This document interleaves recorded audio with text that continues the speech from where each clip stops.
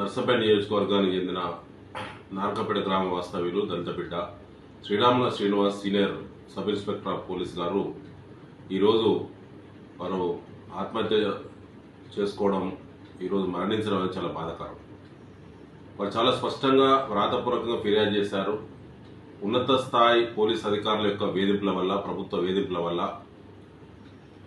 అనేక పనిఒత్తిళ్ల వల్ల నేను పురుగుల మందు తాగి ఆత్మహత్యకు పాల్పడ్డానని చెప్పి చాలా స్పష్టంగా మేజిస్ట్రేట్ గారికి ఇచ్చినటువంటి డైయింగ్ డిక్లరేషన్తో పాటు పోయినటువంటి విజిటర్స్ కూడా చాలా స్పష్టంగా చెప్పడం చాలా బాధాకరం. అయినా ప్రభుత్వం ఇప్పుడు కూడా స్పందించలేదు. ఖమ్మం జిల్లా అశ్వరావుపేట ఎస్ఐగా విధులు నిర్వహిస్తున్నటువంటి శ్రీనివాస్ అక్కడ ఉన్నత స్థాయి అధికారుల యొక్క వేధింపులను, ఆ పై అధికారులు కూడా వ్రాతపూర్వకంగా ఫిర్యాదు చేసినా కూడా ఇతను దళితుడని చెప్పి, సబ్ ఇన్స్పెక్టరు చిన్న స్థాయి అధికారి అని చెప్పి పరిగణలోకి తీసుకోకుండా అతని మానసికంగా వేధింపులకు గురి చేసినటువంటి బాధ్యులపైన తక్షణమే చర్య తీసుకోవాలి. వారందరి ఏ స్థాయి అధికారులను అందరినీ సస్పెండ్ చేయాలి. ముఖ్యంగా మన బార్డర్లో ఉంటుంది, ఆంధ్ర తెలంగాణ బార్డర్లో ఉండేటువంటి పోలీస్ స్టేషన్ కాబట్టి వారు ఇచ్చినటువంటి మరణ వాంగ్మూలంలో ప్రాంతీయ భేదాలను కూడా వారు చాలా స్పష్టంగా వారి వీడియోలో చాలా స్పష్టంగా చెప్పారు. దానిపైన కూడా బాధ్యులపైన కూడా చర్యలు తీసుకోవాలి. ఆ కుటుంబానికి వారి భార్యకు వెంటనే పోలీసులు డిపార్ట్మెంట్లో ఉద్యోగం కల్పించాలి. పూర్తిగా వారి యొక్క అధికారుల యొక్క వైఫల్యమే గత 3 నెలలుగా ఉన్నత స్థాయి అధికారులకు వ్రాతపూర్వకంగా తాను ఎన్నిసార్లు మొరబెట్టుకున్నా స్పందించినటువంటి కాంగ్రెస్ మొద్దు సర్కారు ఇవాళ తనను బలిగొన్నది. కాబట్టి వారి కుటుంబంలో ఉద్యోగంతో పాటు ₹1,00,00,000 ఎక్స్గ్రేషియా ఇవ్వాలని, బాధ్యులు ఎంత పెద్దవారైనా వాళ్ళపైన చర్య తీసుకోవాలని మేము డిమాండ్ చేస్తా ఉన్నాం. దాదాపు ఇలా వారం రోజులు గడిచింది.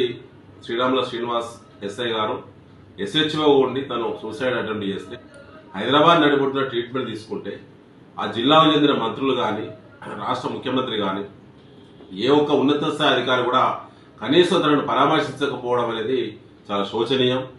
ముఖ్యమంత్రి రేవంత్ రెడ్డి గారు మాట్లాడారు, పోలీసుకు ఫ్రెండ్లీ పోలీస్ కాదు, మన మార్పు వచ్చింది, ఇవాళ ప్రజాపాలన జరుగుతూ ఉన్నది.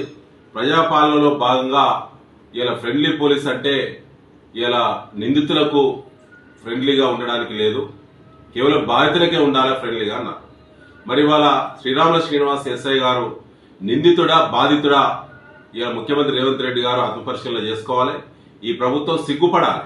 ఇలా విపక్ష కార్యకర్తలపైనే వేధింపులు కాకుండా రైతులపైన కూడా వేధింపులు చేయడం కాకుండా ఇలా కింది స్థాయి ఉద్యోగుల పట్ల కూడా ఇలా వేధింపులు ఏ స్థాయిలో జరుగుతున్నాయో వాళ్ళు ఒక్కసారి మరి శ్రీనివాస్ ఇచ్చినటువంటి డైయింగ్ డిక్లరేషన్ చూస్తే చాలా బాధ అనిపిస్తుంది.